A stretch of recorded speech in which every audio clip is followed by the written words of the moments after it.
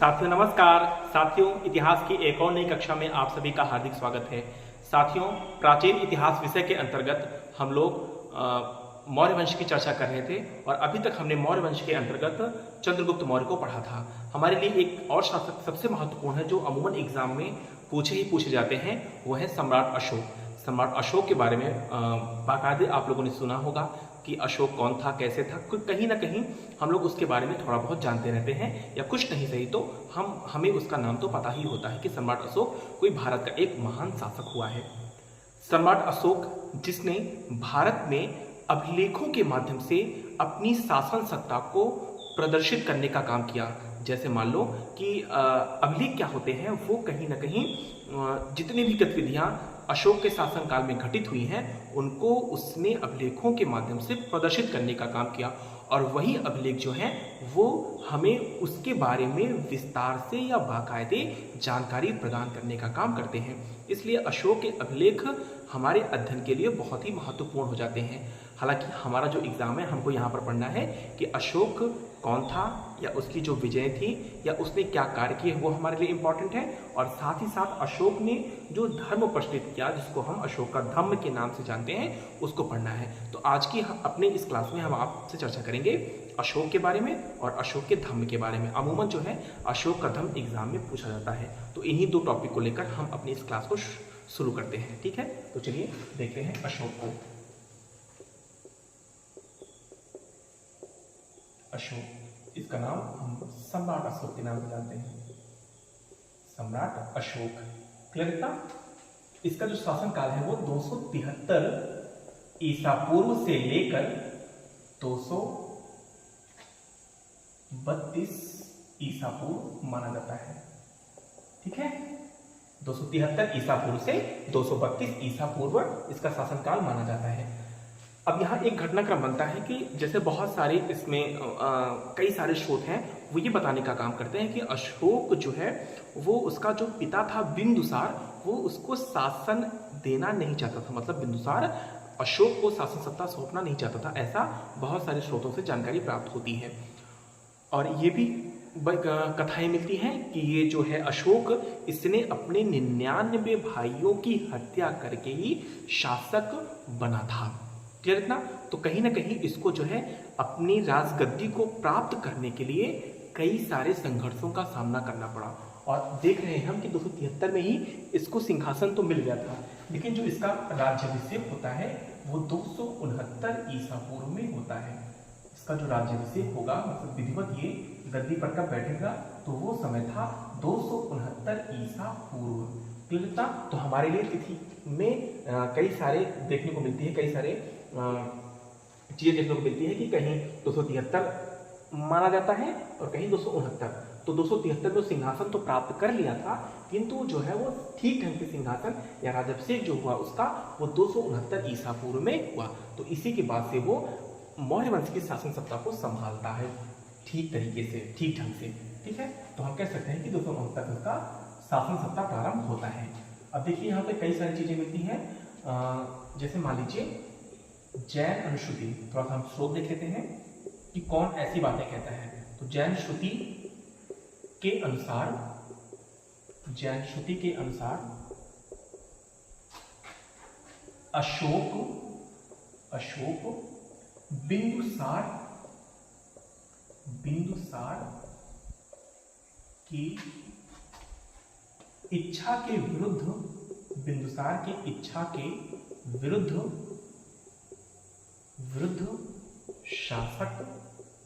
शासक बना।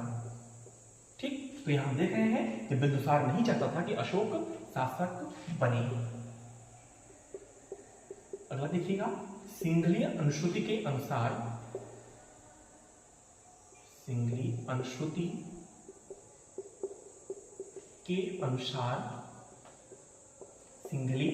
के अनुसार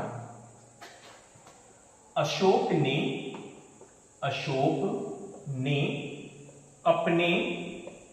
अपने 99 भाइयों की हत्या करके सिंहासन को प्राप्त किया। हत्या करके सिंहासन को प्राप्त किया। ठीक है, आगे देखिएगा। महाबोधि वंश के अनुसार, महाबोधि वंश के अनुसार अशोक को सिंहासन प्राप्त करने के बाद 4 वर्षों तक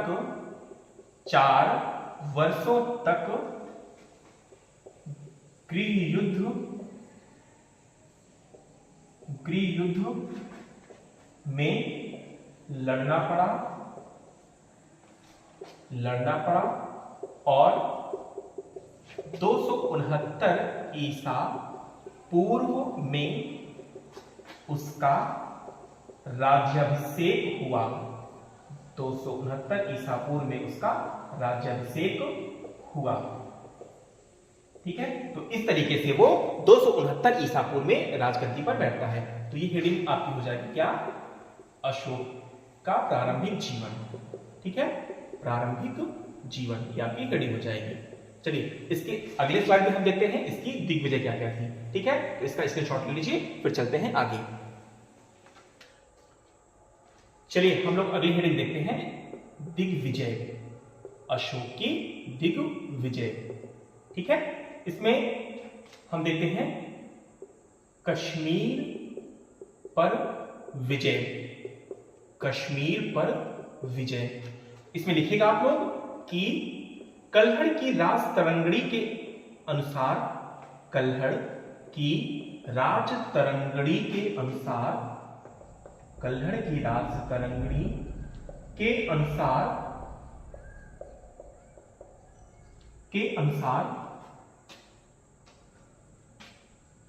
अशोक ने सबसे पहले कश्मीर पर विजय प्राप्त की। कश्मीर पर विजय प्राप्त की। ठीक है, तो सबसे पहले जो उसकी विजय होती है, जो आक्रमण करता है वो कश्मीर पर। ठीक है, आगे लिखिएगा, जो सबसे महत्वपूर्ण विजय है उसकी, वो है कलिंग विजय। कलिंग विजय, कलिंग कहां पर है? तो कलिंग उड़ीसा में वर्तमान समय में है। कलिंग विजय ही ऐसी विजय है जिसने अशोक को कहीं ना कहीं सम्राट अशोक बनने की ओर अग्रसर किया। क्यों ऐसा क्या हुआ? इसमें शासन के 8वें वर्ष अशोक जो है कलिंग पर आक्रमण करता है। इसके बहुत सारे कारण बताए गए हैं कि कलिंग बहुत सारी चीजों के लिए प्रसिद्ध था और उन्हीं को प्राप्त करने के लिए, चाहे वो व्यापार वाणिज्य की दृष्टि से या हाथियों के लिए प्रसिद्ध था, उसको प्राप्त करने से या अपनी प्रसिद्धि को प्राप्त करने की दृष्टि से इसने कलिंग पर आक्रमण किया। लेकिन कलिंग में यह घटना घटित हुई कि जब वहां पर उस घटनाक्रम में, उस युद्ध में 1 लाख लोग मारे गए और करीब 1.5 लाख लोग बंदी बनाए गए, तो उस घटना से अशोक बहुत ही ज्यादा आहत होता है। उसको लगता है कि ये मैं क्या कर रहा हूं, क्या जो है मैं युद्ध के माध्यम से अपने शासन सत्ता को चलाऊंगा, क्या ऐसे ही मार काट के माध्यम से मैं एक महान शासक के रूप में विख्यात होऊंगा? यही सब बात उसको आहत करती है और फिर बाद में वो जो है बौद्ध धर्म से ज्यादा प्रेरित होता है और अपना एक धम्म प्रस्तुत करता है। और उसी धम्म के माध्यम से, मतलब धम्म का मतलब है धर्म, धर्म का मतलब है नैतिक आचरण के माध्यम से, मतलब बिना युद्ध किए हुए वो अपनी शासन सत्ता को चलाने का काम करता है। और इस तरीके से अशोक जो है वो सम्राट अशोक के रूप में प्रसिद्ध होता है।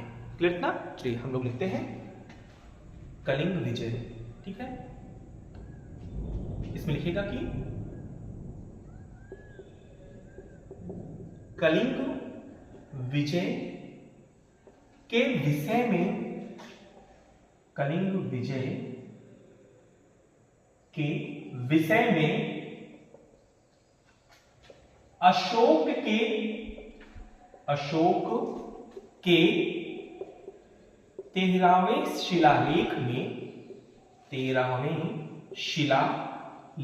में विस्तार से जानकारी प्राप्त होती है। विस्तार से जानकारी प्राप्त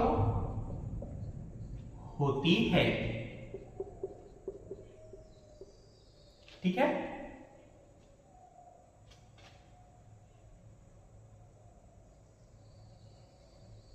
हाथी गुम्फा, हाथी गुम्फा अभिलेख के अनुसार, हाथी गुम्फा अभिलेख के अनुसार इस समय कलिंग पर नंदराज नामक कोई व्यक्ति शासन कर रहा था। ठीक है, इसको लिखिए, फिर अगले और देखते हैं। आगे देखिएगा कि कलिंग युद्ध में अशोक की विजय हुई। अशोक की विजय हुई। अशोक की विजय हुई। इस युद्ध में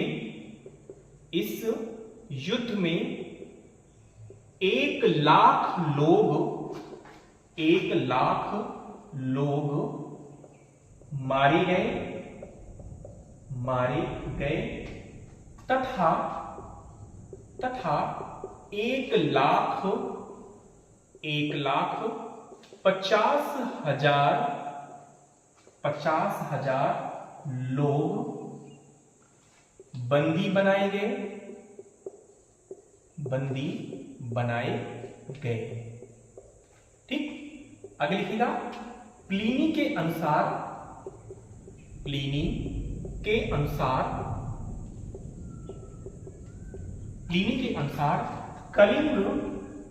कलिंग व्यापार वाणिज्य की दृष्टि से प्रसिद्ध था। इसीलिए अशोक ने यहां आक्रमण किया। ठीक है, आगे लिखिएगा। कौटिल्य के अर्थशास्त्र के अनुसार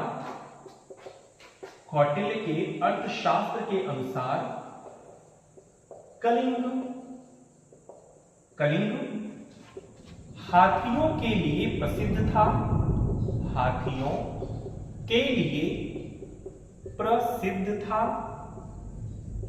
और इन्हीं हाथियों को प्राप्त करने के लिए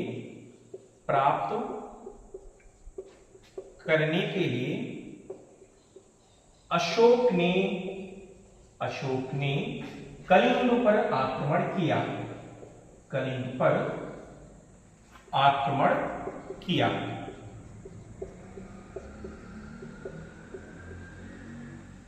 ठीक है।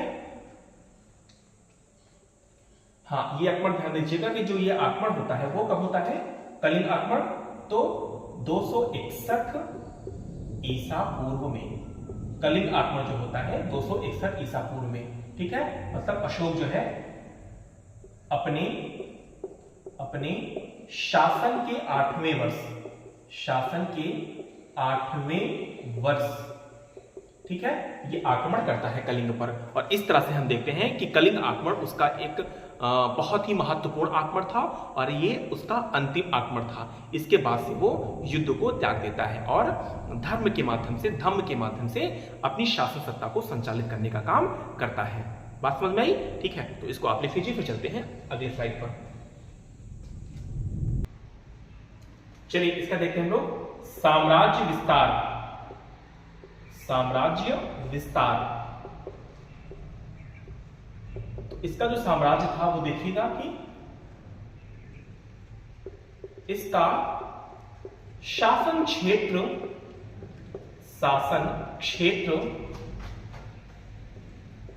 उत्तर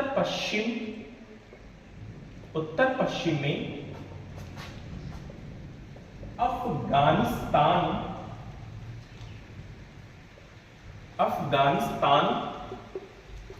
से लेकर दक्षिण में कर्नाटक तक तथा पश्चिम में काठियावाड़ से लेकर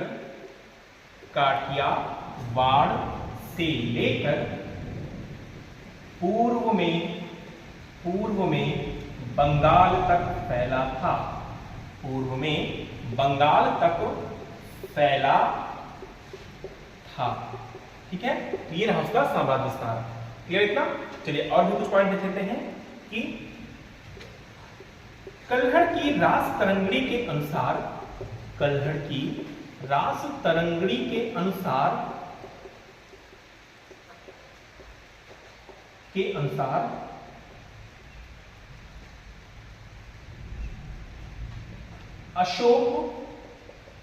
अशोक प्रारंभ में शैव धर्म का उपासक था। इसने कश्मीर में श्रीनगर की स्थापना की। ठीक है, ये हेडिंग आप लिख लीजिएगा अन्य कार्य में। ठीक है, इसको आप चाहते हैं अपना लीजिएगा, इसकी सांस्कृतिक उपलब्धि। ठीक है, यह हेडिंग बन जाएगी यहां पे। और लिखिएगा कि दीपवंश एवं महावंश के अनुसार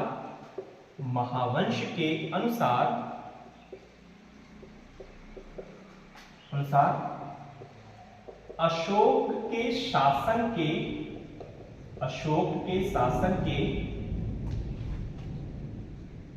चौथे वर्ष निग्रोध नामक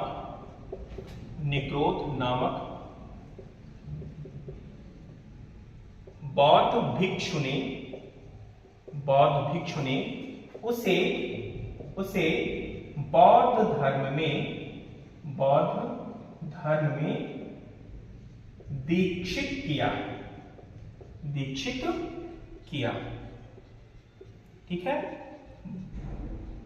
बाद में मुगल पुत्र तिस्स की सहायता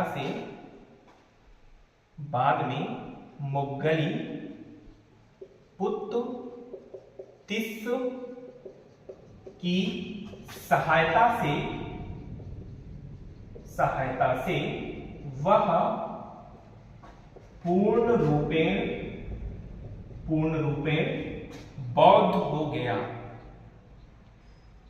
रूपेण बौद्ध हो गया। ठीक है, इस तरीके से हम देखते हैं कि पहले तो वो शैव उपासक था, बाद में वो जो है बौद्ध धर्म ग्रहण कर लेता है, और फिर बाद में जब कलिंग की घटना घटित होती है तो वो उससे बहुत आहत होता है, और इसी बौद्ध धर्म का सहारा लेते हुए वो अपना एक नया धर्म प्रचलित करेगा। क्लियर इतना? तो ये रही अशोक से संबंधित जानकारियां, और फिर अभी हम चलते हैं अशोक के धर्म को देखते हैं। तो इंपॉर्टेंट जो भी पॉइंट था, आपके पास समय कम है इसलिए मैंने इन शॉर्ट आपको बताने का काम किया है, तो इसको जो है अच्छे से पढ़ लीजिएगा, और बाद में जो है इसको और अगर लॉन्ग में आता है तो इसको और अपने शब्दों में विस्तारित करते हुए इसको और बड़ा करने का काम करिएगा। क्लियर इतना? तो जो भी इंपॉर्टेंट पॉइंट था वो मैंने आपको अशोक से संबंधित नोट डाउन करा दिया है। अब चलिए देख लेते हैं इसके धर्म को। ठीक है, चलिए इसको शॉर्ट ले लीजिए, चलते हैं आगे। चलिए साथियों अब देखते हैं अशोक का धम्म। अशोक का धम्म, ठीक है। अब यहां पर एक बात आती है, धम्म है क्या? तो धम्म यहां पे लिखिएगा, धम्म पाली भाषा का शब्द है, पाली भाषा का शब्द है जिसका अर्थ है धर्म। जो हम लोग धर्म बोलते हैं वही धम्म है, जिसका अर्थ है धर्म,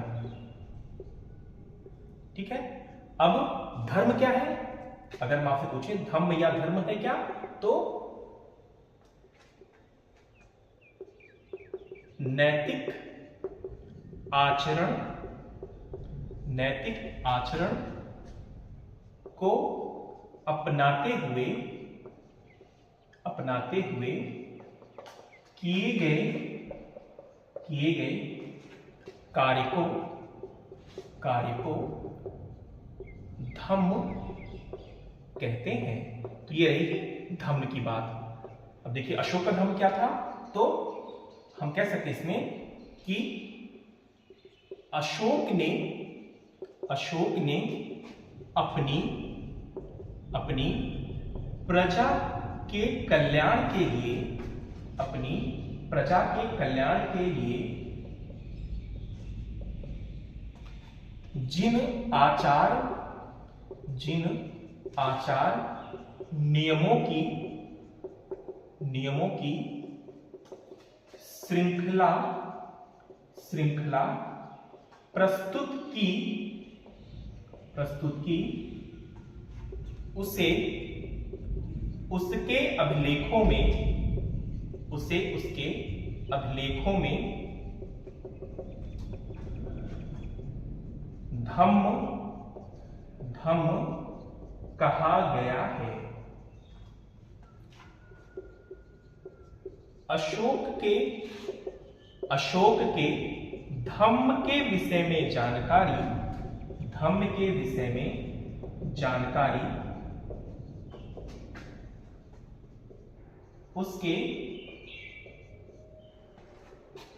दूसरे एवं सातवें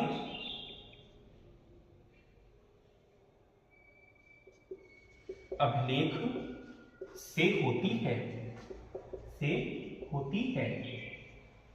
ठीक है।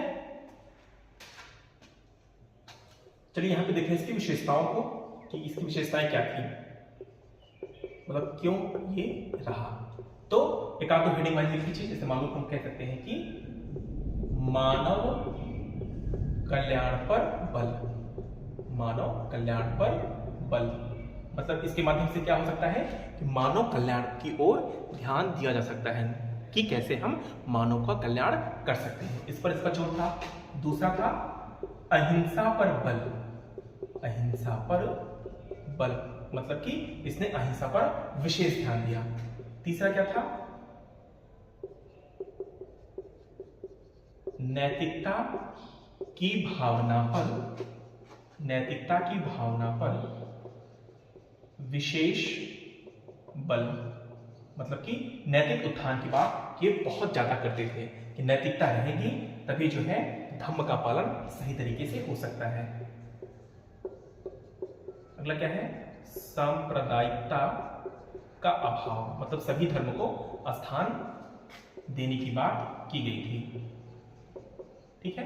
तो ये रही इससे संबंधित कुछ जानकारियां धम्म से संबंधित, ठीक है। इन शॉर्ट मैंने आपको बताने का काम किया है कि जल्दी से आप जो है कम समय में अपने एग्जाम में कैसे बेहतर प्रदर्शन कर पाएंगे। तो ये सब अगर पॉइंट्स आप लिखेंगे तो जरूर आपको अच्छा नंबर मिलेगा। अगर शॉर्ट वेरी शॉर्ट में आता है तो आपको एक्स्ट्रा पढ़ने की जरूरत नहीं है। अगर लॉन्ग में आएगा तो थोड़ा सा आपको अपने मन से भी उसमें कुछ ऐड करना पड़ेगा। तो इसी को आगे बढ़ाते हुए वहां पर आप ऐड कर सकते हैं। क्लियर इतना?